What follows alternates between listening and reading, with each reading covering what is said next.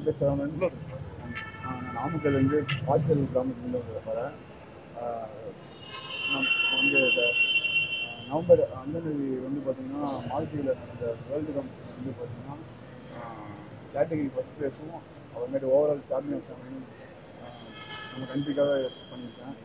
அது மட்டும் இல்லாமல் இது வந்து 7 டைமாக இந்த ஓவரால் சாம்பியன்ஷிப் பண்ணியிருக்கேன். இது இந்த டைம் பண்ணப்போ பார்த்தீங்கன்னா எனக்கு ஒரு இன்ஜுரி இருந்துச்சு. அந்த ஸ்ட்ரகிள் அந்த இன்ஜுரி தாண்டியும் ரொம்ப கஷ்டப்பட்டு பண்ணேன். நான் அந்த வாட்டி பண்ணலன்னு சொன்னேன். என்னால் பண்ண முடியல. அண்ணா தான் ஃபோர்ஸ் பண்ணி பண்ணுறா, ஏதாவது ஒரு கேட்டகரி ஏதாவது பண்ணேன் அப்படின்னாரு. இல்லை நான் பண்ண முடியல, ரொம்ப ஸ்ட்ரகிளாக இருக்குது அப்படின்னா. இல்லை பரவாயில்ல, நீ பண்ணு, ஏதாவது கேட்டகரியாவது இருந்தாலும் ஒரு நல்லதானாரு.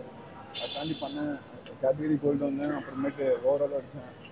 ராகேஷ், அப்புறமேட்டு எனக்கு சப்போர்ட் பண்ண எல்லாருக்கும் ரொம்ப தேங்க்ஸ். அப்புறம் அது இல்லாமல் ரொம்ப ஸ்ட்ரகிளாக இருந்தது இந்த வாட்டி. எல்லா இதுலேயுமே ஸ்ட்ரகிளாக இருந்தாங்க. எப்பயும் பண்ணதோட இந்த வாட்டி ரொம்ப கஷ்டமாக இருந்துச்சு. எனக்கு சப்போர்ட் பண்ண அண்ணா, அப்புறமேட்டு அர்ச்சனா, பாலானா, அப்புறம் சுவாமி சார் எல்லாத்துக்கும் ரொம்ப.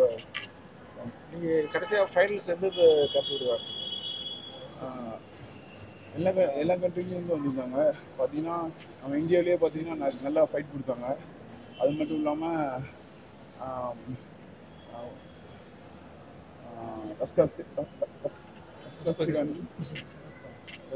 அப்புறமேட்டு உஸ்பெகிஸ்தான், நிறைய கண்ட்ரி வந்து வந்துருந்தது. இதில் வந்து பார்த்தீங்கன்னா ரொம்ப கஷ்டமாக தான் இருந்தது. ஏன்னா டெக்கு டேர் ஆனதில் ரொம்ப ஃபைட் கஷ்டப்பட்டு பண்ணதால் இது ரொம்ப கஷ்டமான ஒரு ட்ராவலாக இருந்தது.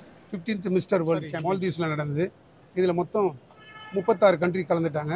அந்த 36 கண்ட்ரியில் கேட்டகரி வைஸில் 55 kg 60 kgன்னு பாருங்க. 60 kgயில் ஜெயபிரகாஷ் வந்து 4th பிளேஸ் வந்தார். அவர் சேலம் மாவட்டம். அதே போல் 80 kgயில் ஜிஜோ மரியோ சில்வர் மெடல் அடிச்சிருக்காரு. 90 kgயில் சரவணன் மணி வந்து நாமக்கல் அவர் ஊர். அவர் வந்து 90 kgயில் கோல்டு மெடல் வின் பண்ணியிருக்காரு. அது இல்லாமல் ஒட்டுமொத்த சாம்பியன் எல்லாம் ஃபஸ்ட்டு வராங்களே, எல்லாம் கேட்டகரி 55லேருந்து 100 கிலோ வரைக்கும் வர சாம்பியன் ஃபஸ்ட்டு வர எல்லாருமே அதில் ஃபஸ்ட்டு வின் பண்ணுறவங்க தான் மிஸ்டர் யூனிவர்ஸ் டைட்டில் கொடுப்பாங்க.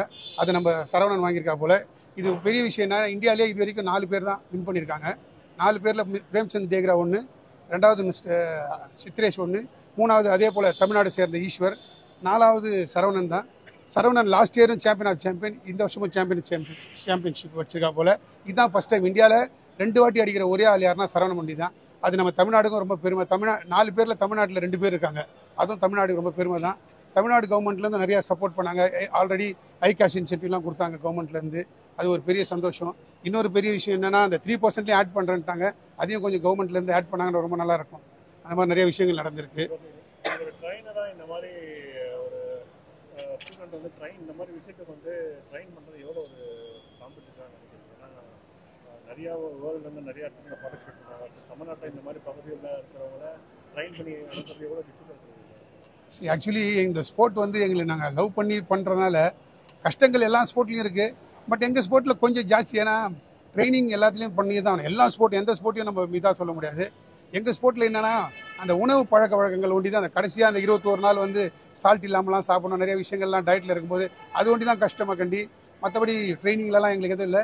பட் இன்னும் ஃபைனான்ஷியல் சப்போர்ட்லாம் எல்லாருக்கும் பண்ணாங்கன்னா, நம்ம இப்போ என்னென்னா, நீ இப்போ 4 பேரில் தமிழ்நாட்டிலேருந்து 2 பேர் இருக்காங்கன்னா பார்த்துங்க, அது தமிழ்நாட்டுக்கு ரொம்ப பெருமை தான். அதில் இன்னும் நிறையா பசங்க ரூரல் கண்ட்ரி அதர் டிஸ்ட்ரிக்டில் இருக்கவங்கலாம் இன்னும் கவர்மெண்ட் நல்லா சப்போர்ட் பண்ணாங்கன்னா இன்னும் நிறைய பேர் வின் பண்ணுவாங்க கண்டிப்பாக. இப்போ சரவணன் மணிக்கும் இப்போ வேலை கிடச்சிருக்குது. இன்கம் டேக்ஸில் இன்ஸ்பெக்டர் போஸ்ட் வந்திருக்கு. நாளைக்கு போய் ஆர்டர் வாங்கணும். ஆக்சுவலாக அது ஒரு பெரிய விஷயம். அதே போல் அடுத்தது இவங்களாம் இருக்கா போல். ஜிஜோ மரியா வந்து ஆல்ரெடி ஒர்க் பண்ணுறாரு, வேர்ல்டு பேங்க்கில் ஒர்க் பண்ணுறா போல், ப்ரைவேட் கம்பெனியில் ஒர்க் பண்ணுறாரு. இந்த மாதிரி நிறைய பேர் இருக்குது. இன்னும் கொஞ்சம் சப்போர்ட் பண்ணாங்கன்னா எல்லாருக்குமே நல்லாயிருக்கும் கவர்மெண்ட்லேருந்து.